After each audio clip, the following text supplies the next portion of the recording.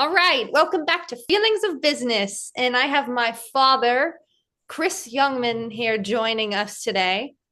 And he has quite a history with business. So I'll be asking him some questions. And so, yeah, introduce yourself. Hi, Tell us about your adventures currently, and then how where your life is landed now. sure. Hi, Katie. Hi, everybody. Um, so yes, I'm happy to do that. I've been doing business things since I started my first business in my, I would say, mid to late 20s. So that was a little while back, and I've been an entrepreneur on and off throughout my entire life. And when I wasn't, I was either do consulting work or work finding really, really cool companies to work for. Um, there's no shame in working for a company when your first attempt at business doesn't go so well. Sometimes you have to take a step back and start over. And I've done that multiple times. I've had some successes, and I've learned a lot along the way. So yeah, I'm happy to share this with you guys. Very, very Um, good. You've had a few businesses, right? You've had yes, yeah, Okay. I've had a few. Yeah, And you've worked for startups. yes, Okay. So you've dabbled in both. right. Okay. And what's like the difference in experience for those two outlets, so to say? Oh, let's do outlets. Yeah. So I think okay. So I have to say, so they can be similar, but no, the way I did my own startup, my own business was the wrong way because I tried to do everything myself. So when I Mm, started my first business, I made the mistake of like for example, when I started renting the software or writing the software for to pivot from hardware to software, I couldn't find an accounting system. This was before the internet where you could just go Google and find software all over the place to do things. So I made the mistake of like starting writing my own. So I started writing my own inventory system so I could keep track of the computers I was busy and the rental income. And then I started like writing the code for the market analysis application I was renting to the for the real estate company. mm. And I tried to do my own marketing and I tried to do my own sales and I was trying to do my own tech support. I was setting up a bulletin board system and all of these things before the internet. So my mistakes kept me from going from founder to my mistakes were like I was trying to do too much by myself, which kept me from connecting with like-minded people, finding other people, and finding people that would fit a certain role. Somebody that was really good at marketing, and somebody that was really good at sales, et cetera, et cetera. So that would have taken me from being a solopreneur to working for a startup, creating my own startup. So when I worked for startups, that was already in place. So like I would join a startup, whether there were 3 people or 10 people, typically it was in that range. I was excited to work for the startup because there was a marketing person, and then there was all these things that I was missing were already there, and there was that synergy, and that was much more. Uh, the odds of success were much greater when you had a team, when you had a good team together. So yeah, so that's the difference was that team approach and the synergy. When you have a good team, it's amazing what you can do. Yeah, yeah. And so like with the startup, what do you think there was a mental barrier to getting more people? Because like from my perspective, what I see as a barrier is finances, right? Is like how do I have people Right.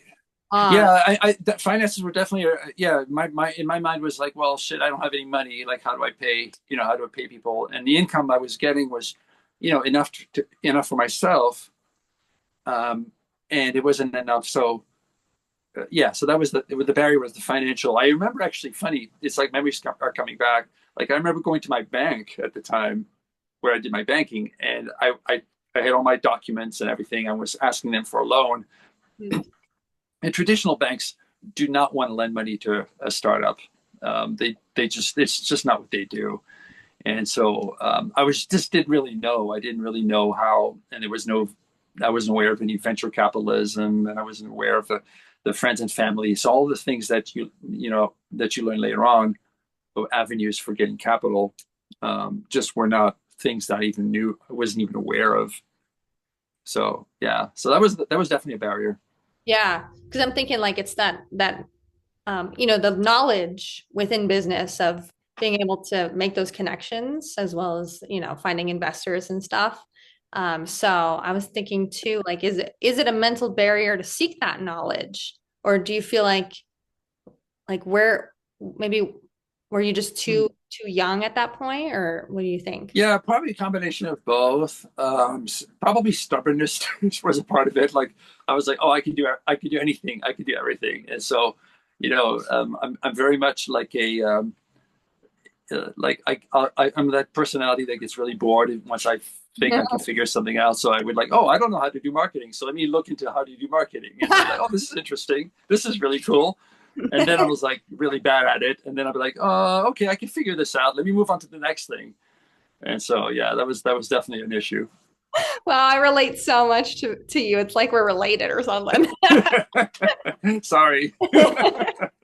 That's hilarious. Yeah, Oh my gosh. it's That's a curse. It's a curse and a blessing. yeah, yeah. All right. So you talked about your first business. What was, I mean, out of your businesses, what is one that you felt like most connected to and like why? Most connected to and most what? And why? Oh, okay. And why?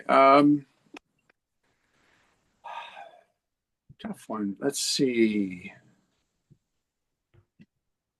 I think the one I felt most connected to was when I changed careers and went into managing portfolios. At one point, I decided that the investment community, the investment business, the investment world was an information business, and so I thought, well, I already know IT and I know information, and I can use it to my advantage. And I decided I was going to go work for an investment house. So I actually got a job at a regular brokerage house. And when there was the market crash, I decided it was a good time for me way earlier than I had planned to go start my own business. So I did. I started my own RIA, which is a registered investment advisory. And I felt really connected to that business because it was a very client centric business. And the clients that I brought over from the investment house to my own RIA really wanted to work with me, and I really wanted to work with them. So I only invited the clients that I liked, Hmm. and the ones that chose to come were the ones that we really meshed together. So that business, um, I felt the most connected to because it was a very, very personal business. Like you would meet with your clients on a very regular basis, and you would discuss a lot of very intimate things like kids' education, their dreams for retirement, their money needs. I mean, I knew everything about my clients' financial um, portfolios and their income and their expenses, and so it's a very personal business. And I think what meant the most to me was the friendships that I developed in the business, and so I think that's the reason that one I felt the closest to, um, because of the connections. That makes sense. Yeah, that's awesome. And that's harder nowadays to come by because of the internet world. But so you met Yeah, with in person, right? right, right. And I think that's like the ultimate. That's probably the last frontier for that AI is going to be able to overcome Mm, is the personal touch, yeah. because at some point you won't be able to tell. I mean, right now, if you're chatting with AI on ChatGPT or whatever, you feel like it's a person there, like the way they ask you the questions. If you ask it to something about, I'm having trouble with my car, just the questioning feels like you're talking to a mechanic. And or if you're, and I think in the future when you're planning your retirement and you're talking about your finances, it's going to be the same thing. You won't know if you're not on a video conference. You won't be able to tell a person from an AI, and it won't be long before that happens with video, right? Where you're chatting with a video AI generated Mm, person, and you can't tell whether they're human or not, right? yeah. Yeah. Um, so until that happens, I think that's what it is. It's the personal touch. I think it's the personal connection that you can make with people. Yeah. Yeah. And somehow applying that within the new technology world is Right. how do you represent yourself like accurately or in an authentic way? Yeah, exactly. Authenticity, and I think that's it's one thing you can't fake. Some people can fake it, but it doesn't last, right? So people fake authenticity, Mm, and you see that happening. But they don't. It doesn't last because you're missing that element, right, of actually caring. And so that's the key is there you go. yeah, Yeah, I was just gonna say, like, so this is all, your past, because your right, current moment is you're living on a sailboat, living your best life. right. Yes, I'm Oh, learning a whole new thing now. Yeah, learning how to sail. yeah. Yeah, Yeah, so I'm engaging you in a reflective way where you're experiencing your history through your brain, right? So not actually in the moment, like you're not experiencing these feelings of business, so to say. right. True. But Yeah, yeah, right. but just like going, just with that in mind, this current moment, what was your overall experience? Like, what would you say stood out within the realm of entrepreneurship and like, I guess the emotions to that? Um, If you could even like if you can tap into that, if you know what I mean. yeah. So you're talking about like, the overall experience from like all of this, all of these years. Yeah, and bringing it into this current moment. Like, so Oh, how oh, would interesting. how do you feel about entrepreneurship and business just like right now? Oh, cool. Oh, all right. I feel like it's the only way. I mean, for me, for it's and it's definitely not for everybody because um, in many ways it's like sailing for me. What I do now with sailing is I take on 100% of the risk. I'm probably like I won't call the Coast Guard unless the ship's already sunk. Um, some people are not like that at all, and they probably shouldn't be sailing, to be honest. And I think it's the same thing with entrepreneurship. It's like nobody's going to come and save you if you don't put in the work. And that's the thing is you have to put in the work.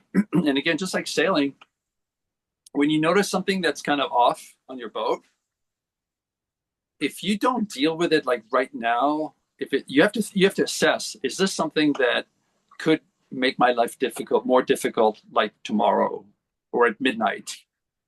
And if you don't deal with it now, well, at midnight, it's going to be much worse. It's going to be dark and and then you won't be able to go back to sleep afterwards. Mm. So I think it's the same thing in business. It's like, yeah, it's a lot of work and it's a lot harder. And it takes, I don't think people appreciate that when you see entrepreneurs that are successful is they've put in a lot of work and and they've done a lot of work under difficult conditions to keep it above water and to keep it successful and keep it going, getting from point A to point B. Mm. I think that's the key. Wow, I'm loving this tide of sailing. This is perfect. Yeah, I mean, I just Exactly thought what of we it, but need. yeah, The yeah, people need to hear this because I mean, obviously, when it comes to sailing, just like you said, it's high risk. And so yes, right. having discipline, presence, and like patience as well, right? Hmm. Yeah, and I think that's it. It's funny. It's like you can think of the similarities in many ways. Like we joke with other people that are also sailors. We always joke that sailing is fixing your boat in exotic places. We joke about that. We say sailing is just fixing your boat in somewhere really, really cool, in a really beautiful place. That's literally Um, business.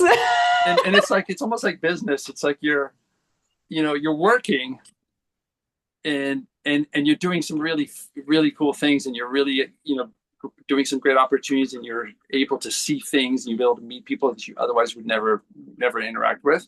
Yeah. And I think the same, and so I think those are the similarities that we can think of.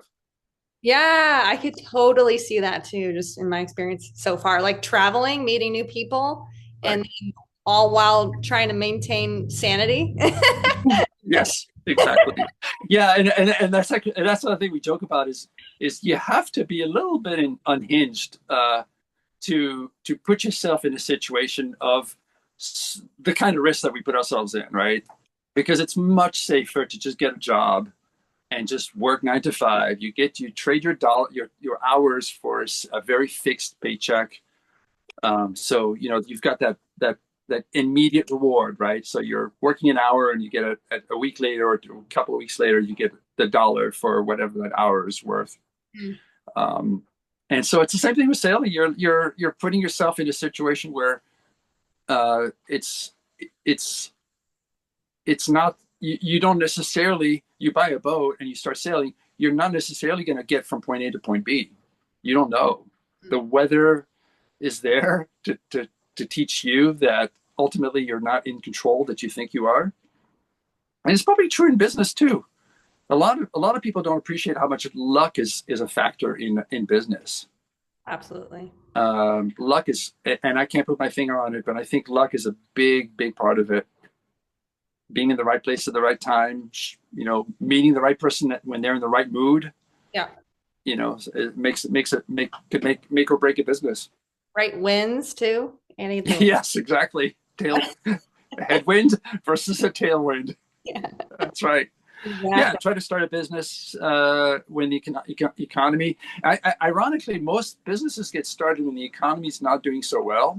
Mm. So when the economy is not doing great, people get fired, and the right people that have that personality are going to say, they'll use an expletive and say, "Screw this!